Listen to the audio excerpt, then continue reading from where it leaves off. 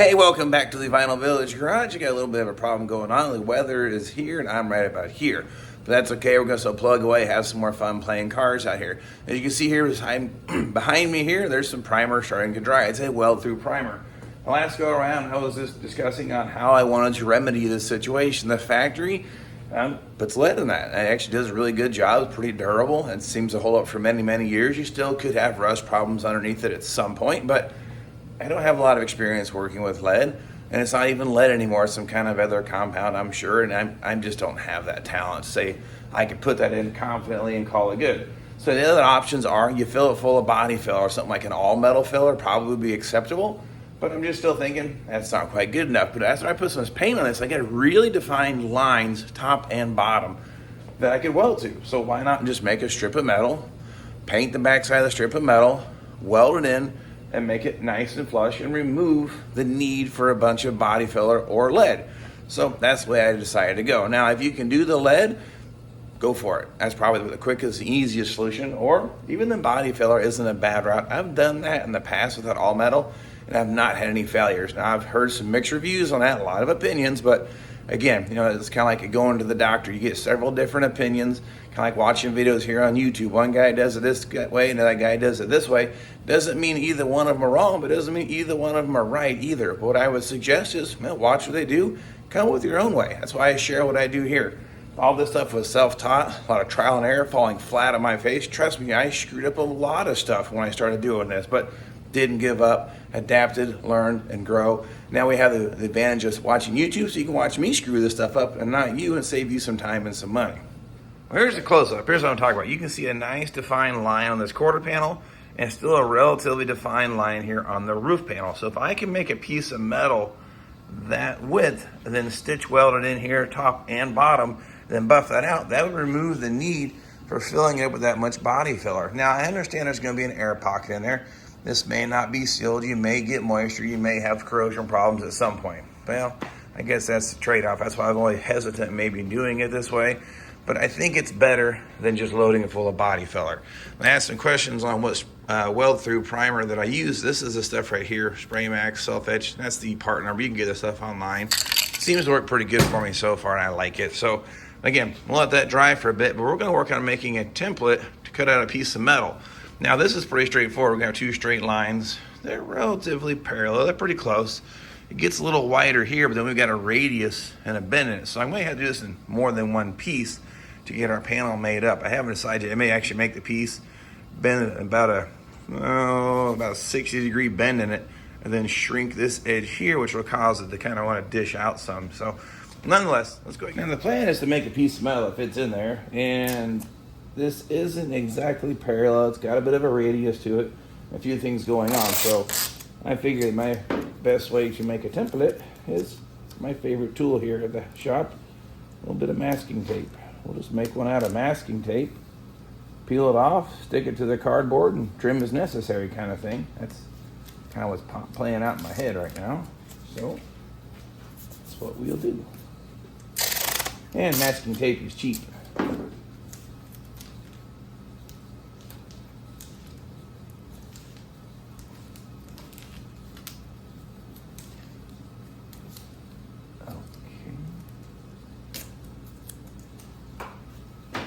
I want to mark where the bend is at.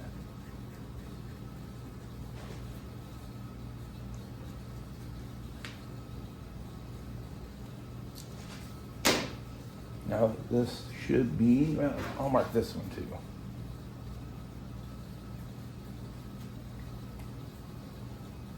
Hopefully this should be as easy as peeling this off.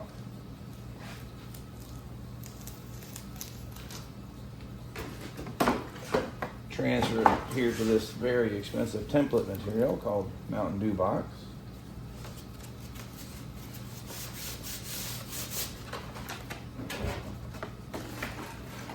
And then cut it out.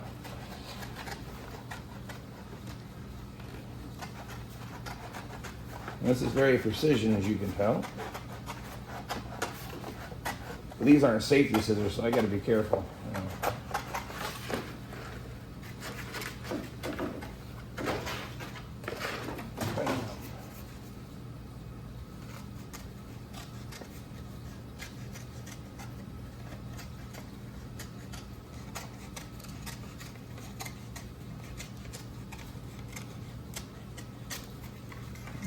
little tab here.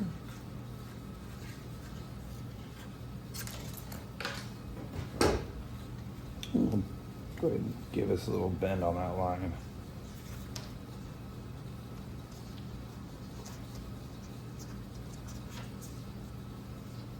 Yeah, okay. Well, that'll work. Now I'm going to transfer this to a piece of metal. I got to find a chunk here big enough, and I'll get that cut out. Ta-da, look at that. Pretty nice piece of metal. I actually cut it off of an old toe board that I had sitting around, so good gauge. Has the EDP coating on. I'm going to leave it on the back side. Doesn't fit too bad. We're pretty close. Now the bottom line, it actually lines up pretty good. I got a little bit here I got to buzz off, so we'll go ahead and mark here. I'll take the grinder. I'm going to clean up just the point where that black marker disappears. That should get that bottom part lined up pretty good. Now this leading edge here on the very front corner actually needs bent down like 90 degrees, because actually this panel would go this way. I think it normally was sculpted out of lead. Well, I'm going to bend just this front edge down to simulate that, and I'm going to try to weld to that sheet metal so I get that front edge where I need it to be. So if something is, take a pair of vice grips here, maybe give that a little tweak, kind of like so, and then that way got a little bend in it. That should match up with that a whole lot better. Yeah, it actually looks pretty good. And then I can come back through here now and weld that to that leading edge, and that'll take care of that cavity there. So let's see, that looks good. I'm gonna buzz that there down some.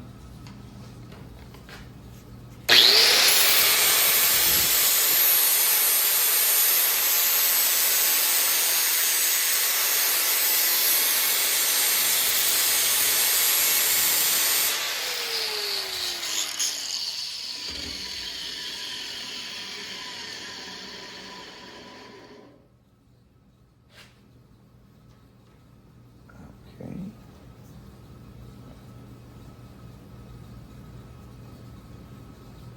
And a little bit right through here. I better mark it, because what's going to happen is I'm going to forget where that was at.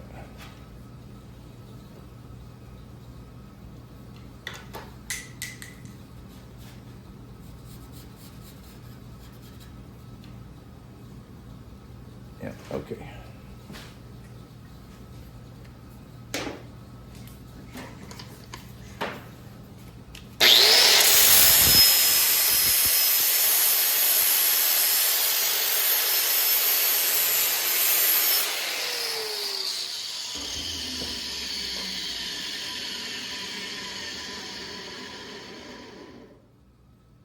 All right, I think I can work with that. And on the top edge.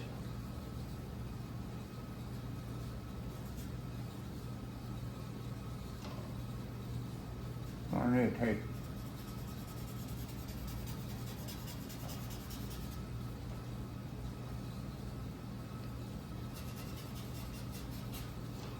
I'll take off a little bit more on that top edge to get it to come down where I need it to be. So same thing, we'll go ahead and buzz that off.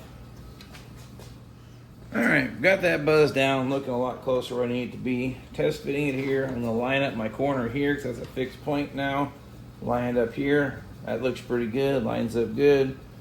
Okay, try to keep this stationary and wrap that around. I think we're gonna be okay. Now I need to mark where I'm gonna do the bend here for that opening for the rear window. So I keep this thing in position.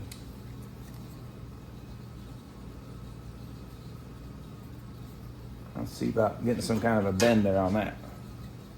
Now, of course, if I had a bench vise, that'd be the way to go, but I don't. So we're going to use the trusty jack stand here. I'm hoping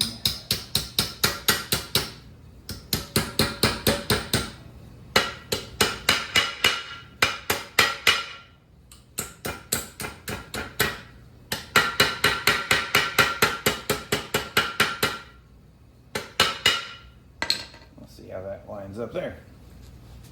All right, test fitted that works pretty good. I marked the next bend that goes into the window channel, so do the same thing, just get a couple little hits here.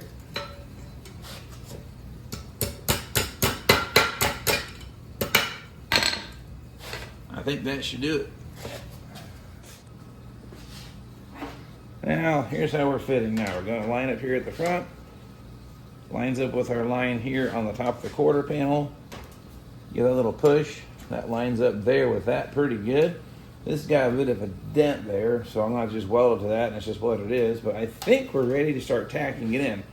My plan is going to be stitch it here on the bottom a couple spots, and then fold the top to match the roof line. If I try to weld the top, I don't think I'll get the dimension I want. We're going to give this a shot. We're going to give a couple little spots here, and then see how that goes.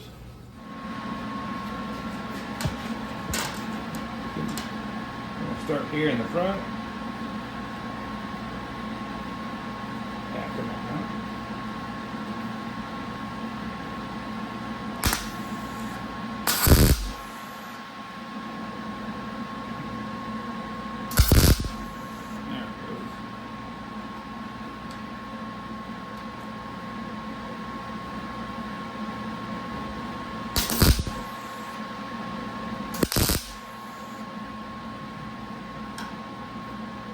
What I'm doing, I'm moving this in and out to set the depth to the metal. As you can see, I'm moving this. I can then line it up with the panel because it kind of goes up and down. So I'm going to tack it, adjust where I need to be, then tack it again.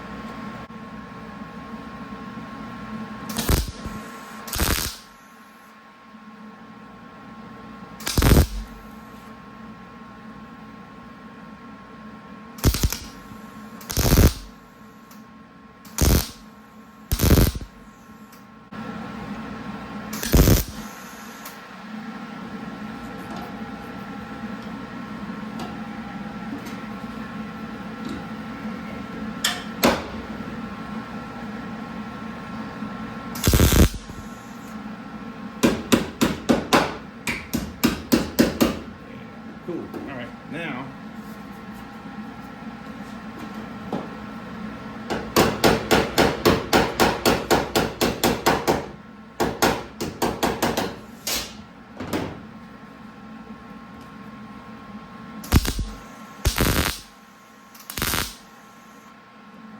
I feel pretty good about that. What I'm going to do now is start working the top edge down. Definitely has some structure now, that's for sure.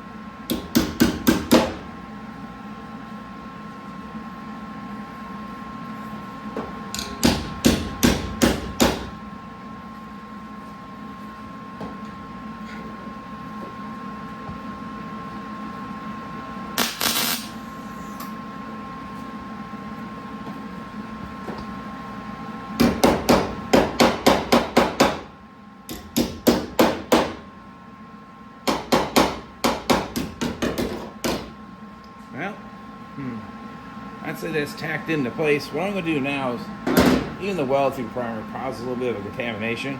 I'm going to clean all this weld-through primer back off where I plan to weld, and it should weld a lot cleaner.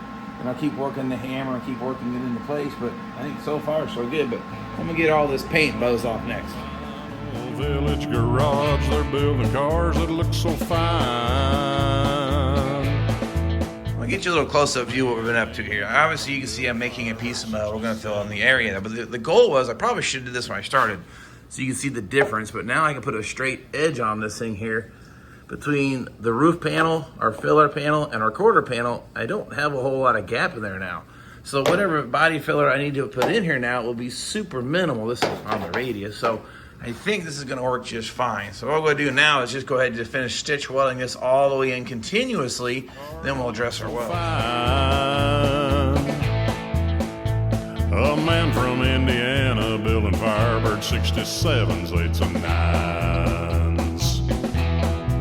He's got his family working as his crew, a connoisseur of a big orange dew.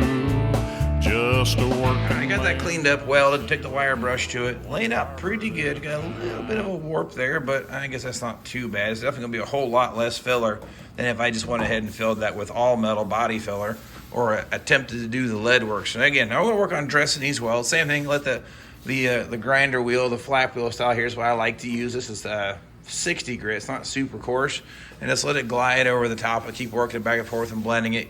The idea of gliding is keep the heat down and blend this whole surface out. So we're gonna work on doing that next. They say there comes a time in everybody's life they have to prove their will is strong. So there you have it. Here's what it looks like afterwards. We got a low spot right here. The rest of it feels pretty good. There's a few little spots in the welds that little contamination, probably still from the lead, which that's some bad stuff, you know. But it was still wanting to speckle. But cleaning off that paint with a wire brush, the welds laid in a whole lot better, except for it just must have drawn right here when I was hammering it. I think I might have buckled it. But either way, that's going to be a whole lot less filler than if I were to go ahead and fill that entire seam full of body filler. But going forward, I don't know if I'll do it this way again. I may actually have to learn how to do some lead. So that being said, on the 1 to 10 scale of would I do this again, probably like a 6 or a 7. I don't love it, but I don't hate it. It's kind of in between. I think it's better than the body filler, but I think I might just have to learn how to do some of that lead stuff, or I don't know if it's even made out of lead anymore, but it may be time I add some more skills to the set of things that I can do. So anyway, I hope you found that informational, educational, or maybe this is one of the times I'm going to say what not to do. It's going to work, but it's just not a home run like I'd like to have been. But nonetheless, one more step moving forward here on the project. Not sure what I'm going to get into next, but either way, I'll definitely get the camera here, and I definitely appreciate you all following, commenting, liking, and of course, subscribing just the same, and sharing with your friends, right? So anyway, nonetheless, I'm going to shut her down for today, get some rest, get this stuff out of my head, and come back and see you all next time. Now, wait a minute, one more thing before I get the heck out of here and get some rest. I wanted to say thank you to a viewer who sent me a box full of goodies, and something I wanted to show you that actually was really, really cool in case you wanted to know that I thought was just above and beyond. So check. Now what's in the box here, right? 1969 converted to four-speed automatic transmission, which my Transmarado has that. This shifter is in great condition. It's been modified to run the neutral switch here on the back like you would see on 68. But the thing I really, really thought was cool was this right here. This is the shifter bezel. As you can tell, the wider opening, that means it's for 69. No screw holes. I mean, it's probably very early production, so they're the snap style. But the thing I thought was really, really interesting, if you catch the light just right, you can see 3, 2, 1. That was something that was on the Firebird shifters that most people don't see that detail, but those stickers over it, you'll lose that. So I just thought this came from Firebird Central, so that's what he was telling me. I'd say that was a really, really nice job on reproducing that part. So I just wanted to share that with you. Got the button, the shift knob, and wings down, bird, really good shape. So I wanted to say thank you to my viewer who sent this to me. Appreciate you taking care of my shipping address problem. And I'm really going to look forward to putting these parts on this car right here behind me. Make a double dog dare or draw a line out in the sand, cause Paul Bunyan and John Henry ain't got nothing on this man. His restorations are more gooder, and his slogan is gotta save them birds.